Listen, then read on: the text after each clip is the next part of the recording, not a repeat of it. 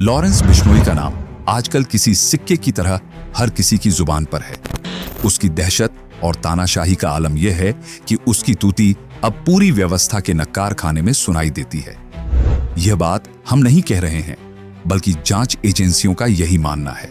दरअसल लॉरेंस बिश्नोई इन दिनों मुंबई अंडरवर्ल्ड में दाऊद इब्राहिम की जगह लेने का सपना देख रहा है, और जैसा कि आप जानते हैं, वह अपनी क्रिमिनल सिंडिकेट को ठीक वैसे ही चला रहा है जैसे कभी डी कंपनी को चलाया जाता था।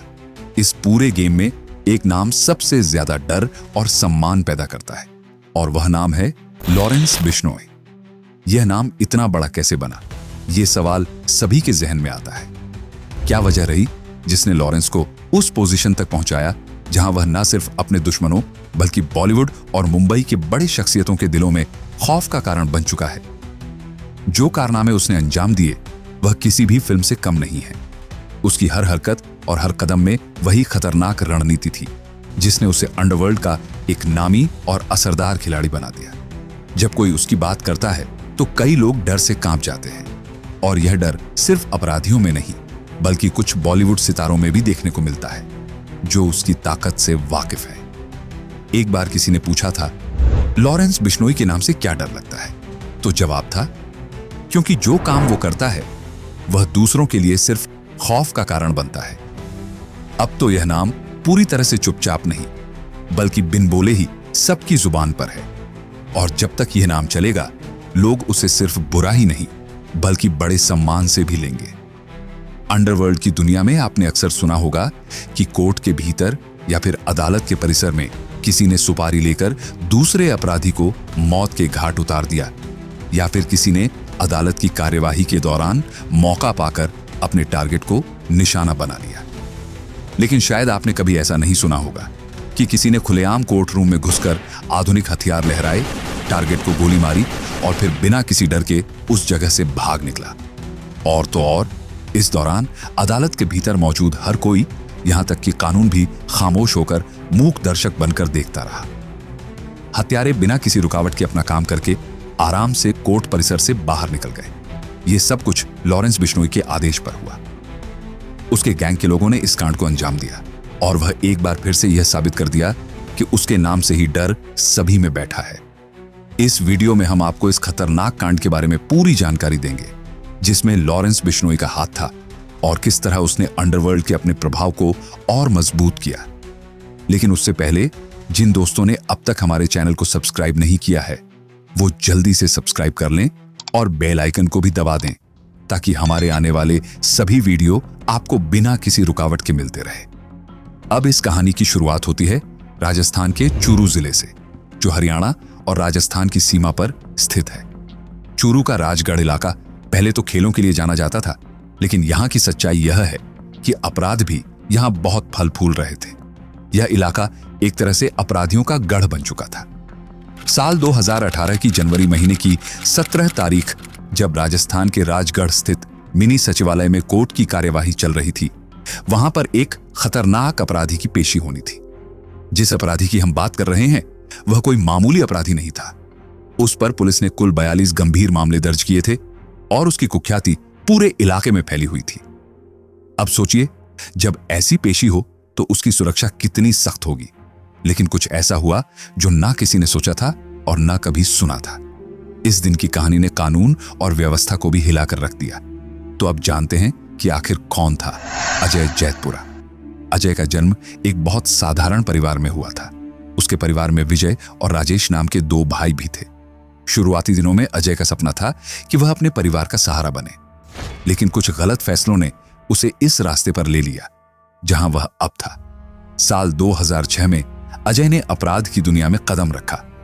वह सोचता था कि कम समय में ज्यादा पैसा कमाने के लिए यह रास्ता सही है, परंतु इस चक्कर में उसने अपराध के दलदल में अपने पैर मजबूती से रख दिए। शुरुआत में उसने एक मारपीट के मामले में आरोपी बना दिया गया। फिर क्या था, अपराध की दुनिया से उसका जुड़ाव और बढ़ता गया। इस बीच हत्या के प्रयास, अपहरण, लूट, डकैती, सरकारी काम में बाधा डालना, मारपीट और चोरी जैसे कुल 42 मामले उसके ऊपर दर्ज हो गए। यही नहीं, साल 2007 में उसकी हिस्ट्री शीट भी तैयार हो गई और वह अब पुलिस के रडार पर था। इसके बाद 24 जून 2006 को एक बड़ा मामला सामने आया जब सादुलपुर बैरासर छोटा के कुलदीप सिंह ने शिकायत दर्ज कराई कि उसे रास्ते में रोककर कुछ लोगों ने मारपीट की और उसकी सोने की चेन छीन ली। इस मामले में अजय जैतपुरा के अलावा उसके दोनों भाई विजय और राजेश और एक रविंद्र नाम का शख्स भी आरोपी थे। अजय अपने 3 भाइयों में सबसे बड़ा था। वह शादीशुदा था और उसका एक बेटा भी था, लेकिन उसने जिस रास्ते को चुना उस रास्ते ने उसे और उसके परिवार को खौफनाक दुनिया में धकेल दिया। अजय जैतपुरा, जो सादुलपुर में शराब की तस्करी और हत्या के प्रयास के मामलों में लंबे समय तक फरार रहा, उसके ऊपर पुलिस का ध्यान तब और भी बढ़ गया। इसके चलते 23 अक्टूबर 2015 को बीकानेर संभाग के आईजी ने उसे पकड़ने के लिए 10,000 रुपए का इनाम घोषित किया था। अब शायद आपके दिमाग में यह सवाल आ रहा होगा कि आखिर लॉरेंस बिश्नोई और उसकी गैंग को अजय जैतपुरा से क्या दुश्मनी थी। तो आपको बता दूं कि अजय जैतपुरा का और लॉरेंस बिश्नोई का टकराव एक खतरनाक मोड़ पर पहुंचा और यह सब शुरू हुआ था चूरू के एक बड़े गैंगस्टर अनिल कहर से। अनिल कहर, जो चूरू के धनी इलाके का निवासी था, लॉरेंस बिश्नोई और संपत नेहरा के साथ गहरी दोस्ती में था। इन तीनों की दोस्ती काफी मजबूत थी, लेकिन साल 2015 में एक ऐसा हादसा हुआ जिसने इस दोस्ती को चूर चूर कर दिया। 25 जून 2015 को पुलिस ने अनिल कहर का एनकाउंटर कर दिया और उसे मार गिराया। इस घटना के बाद लॉरेंस बिश्नोई और संपत नेहरा के गैंग को शक हुआ कि अजय जैतपुरा ने अनिल कहर के एनकाउंटर में पुलिस की मदद की थी और वह एक मुखबिर की भूमिका में था। बस यही वह मोड़ था जब अजय जैतपुरा को ठिकाने लगाने की योजना बननी शुरू हो गई। इस शक ने उसे सीधे अपराधी दुनिया की आंखों में डाल दिया और अब उसका सामना उन गैंग से होने वाला था जिनसे वह कभी जुड़ा नहीं था। 12 फरवरी 2016 को जयपुर के जवाहर सर्किल से सादुलपुर के थाना अधिकारी अनिल बिश्नोई और एसआई पुष्पेंद्र झांझरिया की टीम ने अजय जैतपुरा को गिरफ्तार किया था। लेकिन असली कहानी तो इसके बाद शुरू हुई। 18 जनवरी 2019 को जब उसकी पेशी थी तो कोर्ट रूम में कुछ ऐसा हुआ जो न सिर्फ राजस्थान पुलिस के इतिहास में बल्कि पूरे देश में एक बड़ा हादसा बनकर उभरा। अजय जैतपुरा, जो हत्या के एक मामले में मजिस्ट्रेट ट्रायल पर था, उस दिन कोर्ट रूम में कुछ और ही हो रहा था। अजय के साथ उस दिन प्रदीप और संदीप नाम के 2 व्यक्ति भी थे। इस बीच एडवोकेट रतन प्रजापति भी अपने एक मामले के सिलसिले में कोर्ट में मौजूद थे। जब यह घटना घटी तो मजिस्ट्रेट उस वक्त कोर्ट में नहीं थे। इसी का फायदा उठाते हुए बदमाशों ने कोर्ट रूम के दोनों गेट से अंदर घुसकर अंधाधुंध फायरिंग शुरू कर दी। उन्होंने करीब 15 से ज्यादा राउंड गोलियां चलाई। गोलियां चलाने के बाद ये बदमाश फिर उसी तरह से कोर्ट रूम से बाहर भाग गए, जैसे कुछ हुआ ही ना हो। देखने वालों ने बताया कि इस हमले में अजय जैतपुरा को कमर के पास गोली लगी थी। पुलिस ने तुरंत सभी घायलों को अस्पताल पहुंचाया, लेकिन अजय की हालत बहुत गंभीर थी और उसे तुरंत रेफर कर दिया गया। हिसार के एक प्राइवेट अस्पताल में उसे ले जाया गया, लेकिन वहां उसकी मौत हो गई। वहीं बाकी 3 लोग जो घायल हुए थे, उनका इलाज चला। फायरिंग में घायल प्रदीप ने बताया कि जब फायरिंग शुरू हुई वह नीचे बैठ गया और अजय उसके ऊपर गिरा। गोलियां चलती रहीं और अजय की हालत बिगड़ती चली गई। पुलिस ने बताया कि इस गैंगवार को करीब 7 बदमाशों ने अंजाम दिया था। इनमें से 4 से 5 बदमाश कोर्ट रूम में घुसे थे, जबकि बाकी बाहर खड़े थे। कोर्ट रूम के सीसीटीवी फुटेज में भी 2 बदमाशों को हाथ में पिस्तौल लेकर बाहर भागते हुए देखा गया। बाद में अजय के कुछ साथियों ने उन बदमाशों का पीछा किया और उनकी गाड़ी पर फायरिंग भी की, लेकिन बदमाशों को रोकने वाला कोई नहीं था और वे आराम से कोर्ट परिसर से बाहर निकल गए। इस घटना के बाद राजस्थान पुलिस में हड़कंप मच गया और जल्द ही यह सामने आया कि इस गैंगवार के पीछे संपत गैंग का हाथ था। यह वही संपत नेहरा था जिसने लॉरेंस बिश्नोई के इशारे पर सलमान खान को मारने की योजना बनाई थी और उसके फार्म हाउस की रैकी भी की थी। यह पूरा घटनाक्रम न सिर्फ पुलिस के लिए बल्कि अंडरवर्ल्ड के लिए भी एक बड़ा संदेश था। खतरनाक गैंग्स अब हर जगह अपनी पकड़ बना चुके थे। चलिए अब बात करते हैं लॉरेंस बिश्नोई के उस कांड की जिसने उसे पूरी दुनिया में चर्चा का विषय बना दिया। खासकर उत्तर भारत में इस घटना को लेकर काफी बातें की जाती हैं और इसका सबसे गहरा असर पंजाबी म्यूजिक इंडस्ट्री पर पड़ा, क्योंकि इस घटना के बाद पंजाबी सिंगर अब डर के साए में जीने लगे थे। जी हां, अगर आप समझ गए हैं तो हम बात कर रहे हैं सिद्धू मूसेवाला हत्याकांड की, जिसमें लॉरेंस बिश्नोई गैंग की पूरी भूमिका सामने आई। 29 फरवरी 2022 को पंजाबी सिंगर सिद्धू मूसेवाला को कुछ बंदूकधारी ने गोली मारकर मौत के घाट उतार दिया। इस घटना से पहले विक्की मिट्ठू खेड़ा की हत्या हो चुकी थी। विक्की मिट्ठू खेड़ा लॉरेंस का करीबी दोस्त था, और जब विक्की की हत्या हुई तो सिद्धू मूसेवाला के हत्याकांड में एक चीज साफ हो गई। यह सब बदले की कार्रवाई के तहत किया गया था। अब बात करते हैं विक्की मिट्ठू खेड़ा की हत्या की, जो अगस्त 2021 में मोहाली के सेक्टर 70-1 में हुई थी।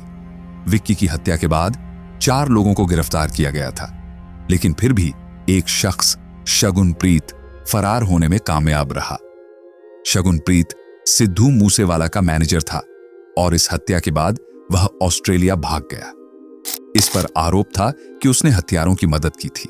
अब चूंकि विक्की मिट्ठू खेड़ा की हत्या का कनेक्शन सिद्धू मूसेवाला से था, तो लॉरेंस बिश्नोई के गैंग ने सिद्धू को अपना टारगेट बना लिया।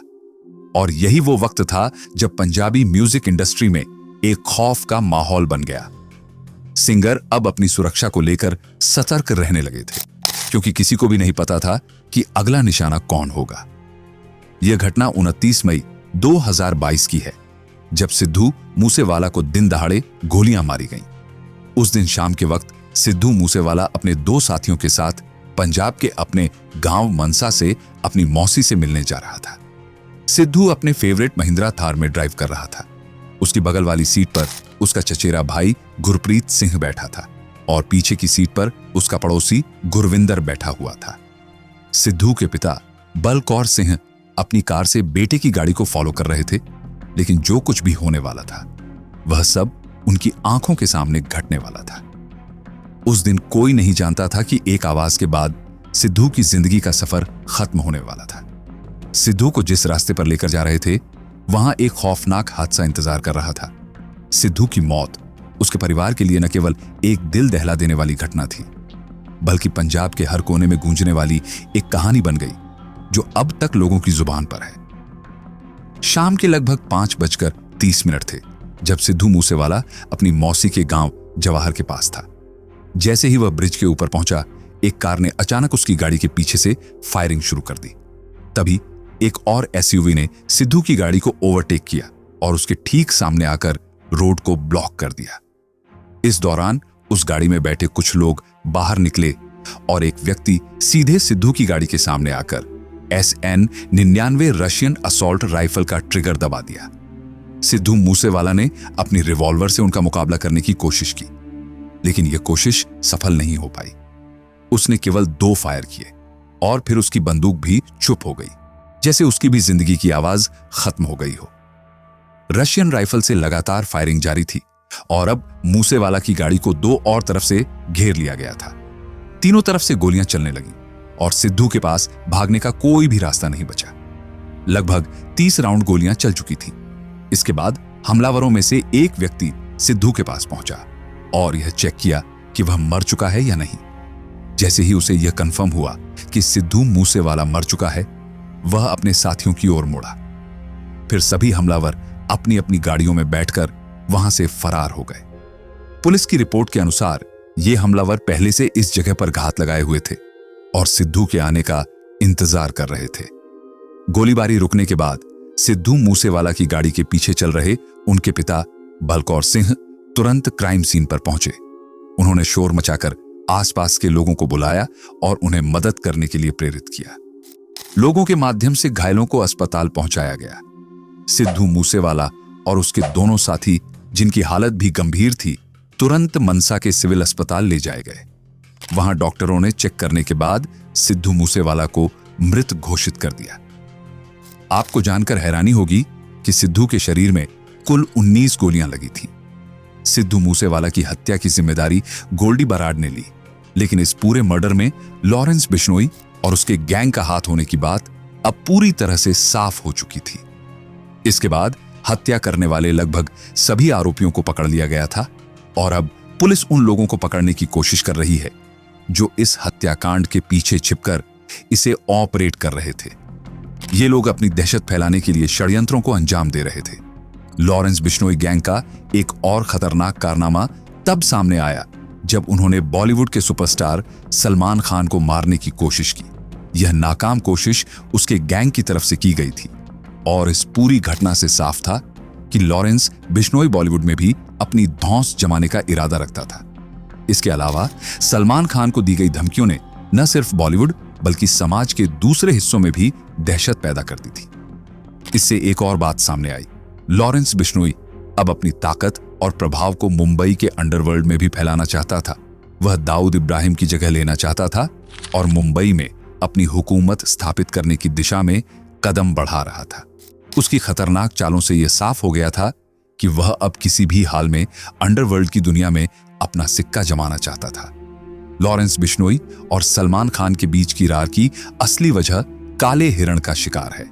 भले ही सलमान खान को इस मामले में कोर्ट से राहत मिल गई हो, लेकिन लॉरेंस आज भी यह मानता है कि सलमान ने काले हिरण का शिकार करके उनके देवता का अपमान किया है। बिश्नोई समाज काले हिरण को अपने देवता का प्रतीक मानता है और उनके लिए यह एक आस्था और धर्म का सवाल है। बिश्नोई समाज के देवता जंभेश्वर महाराज ने अपने अनुयायियों को प्रकृति के संरक्षण और उसमें अपना स्वरूप देखने की शिक्षा दी थी।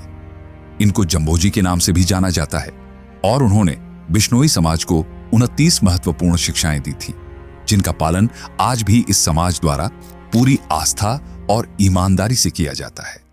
बिश्नोई समाज के लोग काले हिरण को देवता का अगला जन्म मानते हैं, इसीलिए उनके लिए उसका शिकार करना न केवल अपराध है बल्कि यह उनके धर्म का उल्लंघन भी है।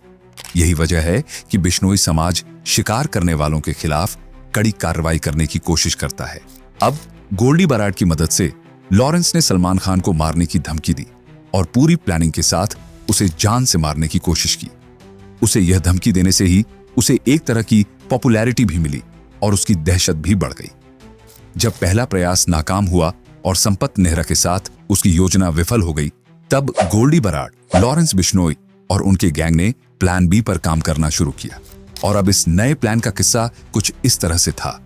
दरअसल लॉरेंस बिश्नोई और गोल्डी बराड के कहने पर एक टीम बनाई गई थी, जिसमें सबको गोल्डी की तरफ से लगातार दिशा निर्देश मिल रहे थे।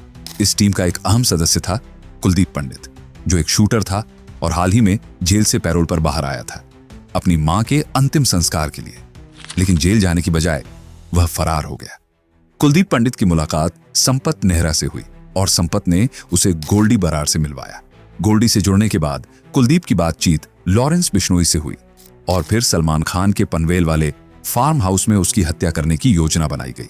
अब कुलदीप पंडित, सचिन बिश्नोई और संतोष जाधव तीनों एक्शन मोड में आ गए थे और अपनी प्लानिंग के मुताबिक काम करने लगे। उन्होंने सलमान खान के पनवेल वाले फार्म हाउस के आसपास अपनी जड़ों को मजबूत करना शुरू किया। वे जानते थे कि सलमान अक्सर इस फार्म हाउस में आता जाता रहता है, इसलिए उन्होंने यहां अपनी निगरानी रखनी शुरू कर दी। फार्म हाउस के पास पहुंचकर ये लोग करीब 1.5 महीने तक रुके रहे। इन महीनों के दौरान उन्होंने सलमान खान के आने जाने का टाइम पता किया और फार्म हाउस के आसपास की जानकारी इकट्ठा की। इसके अलावा फार्म हाउस तक पहुंचने का रास्ता काफी उबड़-खाबड़ था, इसलिए उन्होंने अपनी योजना को उसी हिसाब से तैयार किया ताकि किसी भी हाल में सलमान को कोई भी नुकसान ना हो। सलमान खान पर हमला करने का उनका यह इंतजार और प्लानिंग पूरी तरह से कूटनीतिक था और हर कदम को सही तरीके से निभाने के लिए उन्होंने हर जरूरी जानकारी जुटाई। जानकारी के मुताबिक इन शूटरों ने सलमान खान के फार्म हाउस के गार्ड से दोस्ती कर ली थी ताकि अंदर की जानकारी हासिल की जा सके। उनका मकसद था यह जानना कि जब सलमान खान फार्म हाउस आता है तो उसके साथ कितने बॉडीगार्ड होते हैं और उनके पास कौन से हथियार होते हैं। इसका एक बड़ा कारण था ताकि जब सही मौका मिले तो वे सलमान का मुकाबला कर सकें। सलमान खान पहले ही 2 बार फार्म हाउस आया था, लेकिन शूटरों की तैयारी पूरी नहीं थी। इस वजह से उनकी योजना को उस समय लागू नहीं किया गया। अब शूटरों की पूरी उम्मीद थी कि तीसरी बार सलमान आएगा और इस बार वे कोई गलती नहीं करेंगे। इस बार पूरी तरह से तैयार होकर उन्होंने सलमान खान को किसी भी हाल में बचकर जाने का मौका न देने का फैसला किया। लेकिन जैसे ही सलमान खान के तीसरी बार आने की जानकारी मिली, देश की जांच एजेंसियों को भी इन शूटरों के प्लान का भेद लग गया। एजेंसियां तुरंत अलर्ट हो गईं और शूटरों के सारे इरादों को नाकाम कर दिया। समय रहते इन सभी शूटरों को अपनी पूरी योजना छोड़कर भागना पड़ा। ये जानकारी जब पब्लिक डोमेन में आई तो ये साफ हो गया कि लॉरेंस बिश्नोई का नेटवर्क और उसकी पहुंच कितनी खतरनाक और गहरी है।